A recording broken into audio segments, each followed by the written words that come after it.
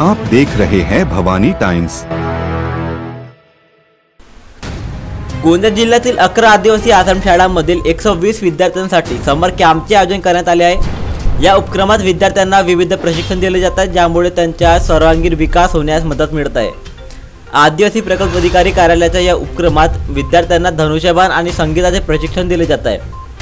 याशिवाय विद्यार्थ्यांना मातीपासून महापुरुषांच्या मूर्ती, गोंडी पेंटिंग आणि बांबूपासून विविध वस्तू तयार करण्याचे प्रशिक्षणही दिले जात आहे। गोंदिया जिल्हा आदिवासी बहुल असल्याने आदिवासी समाजातील विद्यार्थ्यांना शिक्षणाच्या मुख्य प्रवाहात आणण्यासाठी शासनाकडून आदिवासी आश्रमशाळा चालवल्या जातात। उन्हाळ्याच्या सुट्ट्यांचा सदुपयोग करत या आश्रमशाळांमधून विद्यार्थ्यांच्या विविध प्रकारचे प्रशिक्षणही देण्यात येत आहे। देवरी आदिवासी प्रकल्प अधिकारी कार्यालयाच्या अंतर्गत चालवण्यात येणाऱ्या या शिबिरात विद्यार्थी आपल्या कलागुणांचा विकास करत आहेत। यामुळे विद्यार्थ्यांना भविष्यात स्वतःचा व्यवसाय करण्याची संधी मिळणार आहे।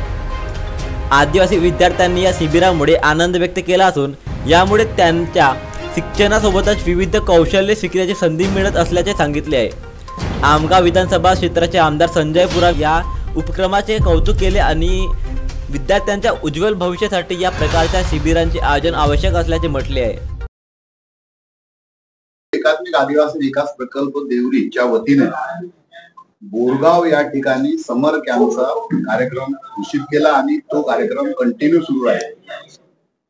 त्या समर कॅम्प मध्ये विद्यार्थ्यांना वेगवेगळ्या प्रकारचे साहित्य निर्माण करणे, रांगोळी असेल, बांबूपासून तयार होणारी वस्तू असेल, पेंटिंग असेल, गोंडी असेल, वारली असेल, बँड पथक असेल, संगीत असेल, अशा वेगवेगळ्या पद्धतीचं प्रशिक्षण बोरगाव आश्रमशाळा येथे देण्यात आलं आणि त्याचा समारोप म्हणून जिल्हाधिकारी कार्यालय गोंदिया इथे करण्यात आला। त्याच्यासाठी आम्ही या ठिकाणी आलो होतो।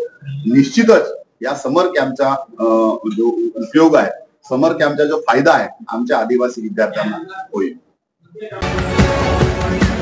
आप देख रहे हैं भवानी टाइम्स।